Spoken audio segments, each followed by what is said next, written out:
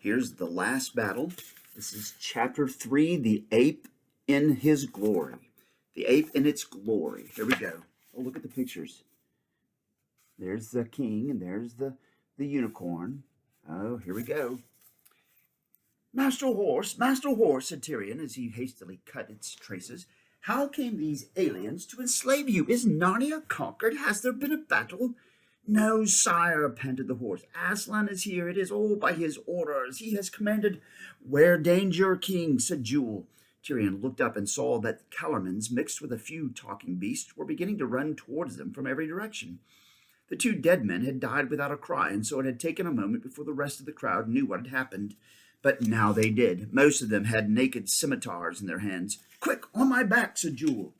The king flung himself astride of his old friend, who turned and galloped away. He changed direction twice or thrice as soon as they were out of sight of their enemy, crossed the stream, and shouted without slacking his pace, Whither away, sire, to Cair Paravel? Hold hard, friend, said Tyrion. Let me off. He slid off the unicorn's back and faced him. Jewel, said the king, we have done a dreadful deed. We were sorely provoked, said Jewel, but to leap on them unawares without defying them while they were unarmed, faugh! We are two murderers, Jewel. I am dishonored forever. Jewel drooped his head. He too was ashamed. And then, said the king, the horse said it was by Aslan's orders. The rat said the same. They all say Aslan is here, but if it were true? But, sire, how could Aslan be commanding such dreadful things? Well, he's not a tame lion, said Tyrion. How should we know what he would do? We who are murderers. Jewel, I will go back. I will give up my sword and put myself in the hands of these Calormens, and ask that they bring me before Aslan. Let him do justice to me. You will go to your death, then, said Jewel. Do you think I care if Aslan dooms me to death, said the king? That would be nothing at all. Would it not be better to be dead than to have this horrible fear that Aslan has come and is not like the Aslan we have believed in and longed for? It is as if the sun rose one day and were a black sun.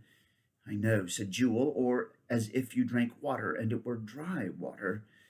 You are right, sire. This is the end of all things. Let us go and give ourselves up. There is no need for both of us to go. If ever we loved one another, let me go with you now, said the unicorn. If you are dead, and if Aslan is not Aslan, what life is left for me? They turned and walked back together, shedding bitter tears. As soon as they came to the place where the work was going on, the Calormens raised a cry and came towards them with their weapons in hand. But the king held out his sword with the hilt towards them and said, I, who was king of Narnia and am now a dishonored knight, give myself up to the justice of Aslan. Bring me before him. And I give myself up too, said Jewel. And the dark men came round them in a thick crowd, smelling of garlic and onions, their white eyes flashing dreadfully in their brown faces. They put a rope halter round Jewel's neck. They took the king's sword away and tied his hands behind his back. One of the Calormens, who had a helmet inside of a turban and seemed to be in command, snatched the gold circlet off Tyrion's head and hastily put it away somewhere among his clothes. They led the two prisoners uphill to a place where there was a big clearing, and this was what the prisoners saw. At the center of the clearing, which was also the highest point of the hill, there was a little hut, like a stable with a thatched roof. Its door was shut. On the grass in front of the door there sat an ape. Tyrion and Jewel, who had been expecting to see Aslan and had heard nothing about an ape yet, were very bewildered when they saw it. The ape was, of course, Shift himself, but he looked 10 times uglier than when he lived by Cauldron Pool, for he was now dressed up. He was wearing a scarlet jacket, which did not fit him very well, having been made for a dwarf. He had jeweled slippers on his hind paws, which would not stay on properly because, you know, the hind paws of an ape are really like hands. He wore what seemed to be a paper crown on his head. There was a great pile of nuts beside him, and he kept cracking nuts with his jaws and spitting out the shells, and also he kept on putting up the scarlet jacket to scratch himself. A great number of talking beasts stood facing him, and nearly every face in the crowd looked miserably worried and bewildered. And when they saw who the prisoners were, they were all groaned and whimpered. "O Lord Swift, mouthpiece of Aslan," said the chief Calormen, "we bring you prisoners by our skill and courage and by the permission of the great god Tash. We have taken alive these two desperate murderers." Give me that man's sword, said the ape. So he took the king's sword and handed it, with the sword belt and all, to the monkey, and he hung it around his own neck, and it made him look sillier than ever. We'll see about those two later, said the ape, spitting out a shell in the direction of the two prisoners. I've got some other business first. They can wait. Now listen to me, everyone. The first thing I want to say is about nuts. Where's that head squirrel got to? Here, sir, said a red squirrel, coming forward and making a nervous little bow. Oh, you are you? Said the ape with a nasty look. Now attend to me. Aslan wants some more nuts. These you've brought aren't anything near enough. You must bring some more. Do you hear? Twice as many, and they got to be here by sunset tomorrow, and there mustn't be any bad ones or any small ones among them.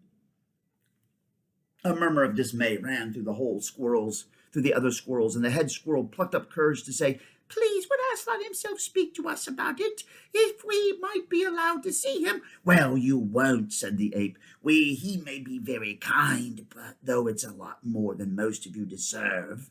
And come out for a few minutes tonight. Then you can all have a look at him, but he will not have you all crowding around him and pestering him with questions. Anything you want to say to him will be passed on through me if I think it's worth bothering him about. In the meantime, all you squirrels had better go and see about the nuts, and make sure they are here by tomorrow evening, or my word, you'll catch it. The poor squirrels all scampered away as if a dog were after them. This new order was terrible news for them. The nuts they had carefully hoarded for the winter had nearly all been eaten by now, and of the few that were left, they had already given the ape far more than they could spare. Then a deep voice, it belonged to a great tusked and shaggy boar, spoke from another part of the crowd. But why can't we see Aslan properly and talk to him, it said. When he used to appear in Narnia in the old days, everyone could talk to him face to face. Don't you believe it, said the ape. And even if it was true, times have changed. Aslan says he's been far too soft with you before, do you see? Well, he isn't going to be soft anymore. He's going to lick you into shape this time. He'll teach you to think he's a tame lion. A low moaning and whimpering was heard among the beasts, and after that a dead silence, which was more miserable still. And now there's another thing you got to learn, said the ape. I hear some of you are saying I'm an ape. Well, I'm not. I'm a man. If I look like an ape, that's because I'm so very old, hundreds and hundreds of years old. And it's because I'm so old, I'm also so wise. And it's because I'm so wise that I'm the only one Aslan is ever going to speak to. He can't be bothered talking to a lot of stupid animals. He'll tell me what you've got to do, and I'll tell the rest of you and take my advice and see you do it in quick double time, for he doesn't mean to stand any nonsense.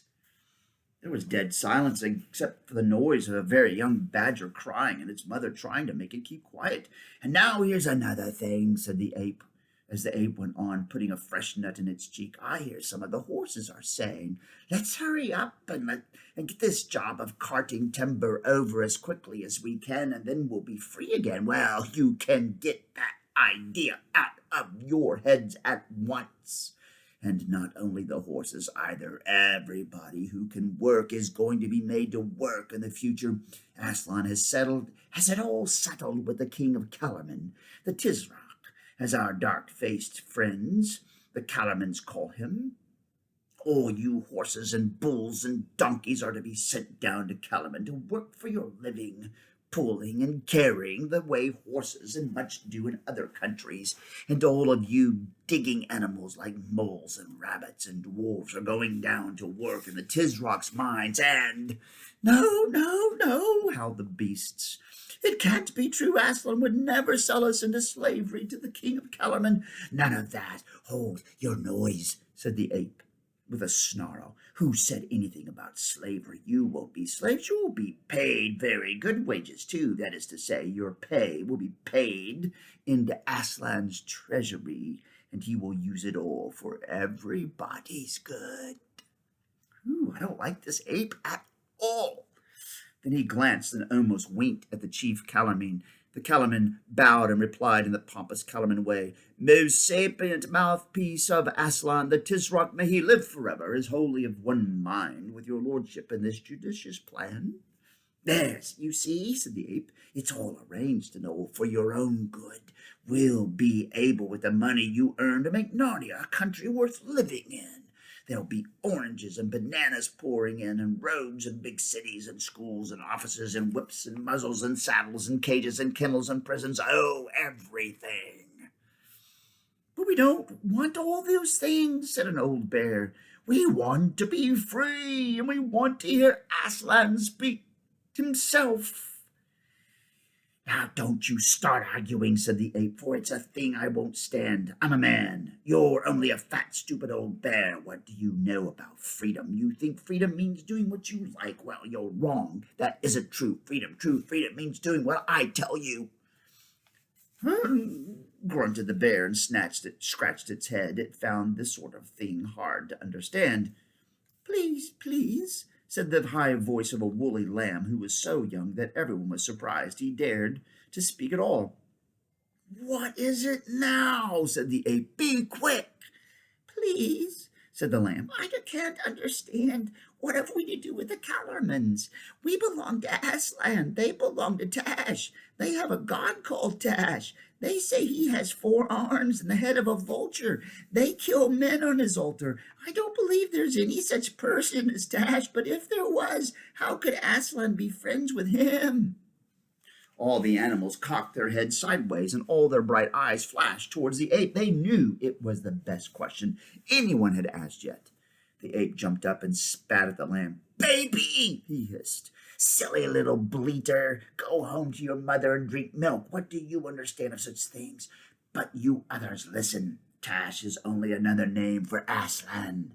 All that old idea of us being right and the Calormens wrong is silly.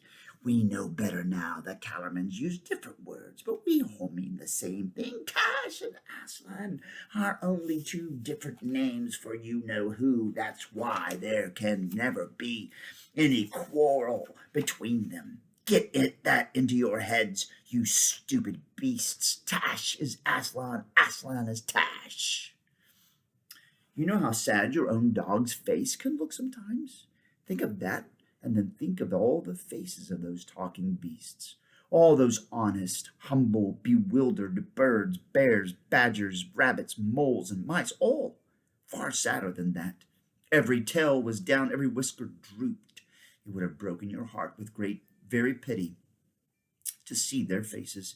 There was only one who did not look at all unhappy. It was a ginger cat. A great big Tom in the prime of life, who sat bolt upright with his tail curled around his toes in the very front row of all the beasts. He had been staring hard at the ape and the Calormen captain all the time, and had never once blinked his eyes. Excuse me, said the cat very politely, but this interests me. Does your friend from Calormen say the same? Assuredly, said the Calormen. The enlightened ape, man, I mean, is in the right. Aslan means neither less nor more than Tash. Especially Aslan means no more than Tash, suggested the cat. No more at all, said the Calormen, looking at the cat straight in the face. Is that good enough for you, Ginger? Said the ape. Oh, certainly, said Ginger coolly. Thank you very much. I only wanted to be quite clear. I think I am beginning to understand. Up till now, the king and Jewel had said nothing. They were waiting until the ape should bid them speak, for they thought it was no use interrupting. But now, as Tirian looked round on the miserable faces of the Narnians, and saw how they would all believe that Aslan and Tash were one and the same, he could bear it no longer. Ape, he cried with a great voice, you lie damnably, you lie like a Calormen, you lie like an ape. He meant to go on and ask how the terrible god Tash, who fed on the blood of his people, could possibly be the same as the good lion by whose blood all Narnia was saved. If he had been allowed to speak, the rule of the ape might have ended that day. The beasts might have seen the truth and thrown the ape down. But Before he could say another word, two cattlemen struck him in the mouth, boom, with all their force. And a third from behind, boom, kicked his feet from under him. And as he fell, the ape squealed in rage and terror. Take him away! Take him away! Take him away! He cannot hear us! No, we hear him! There, tie him to a tree. Aslan will do justice to him later. Yikes! That's a scary book. Well, that was chapter 3. We'll be back for chapter 4 later.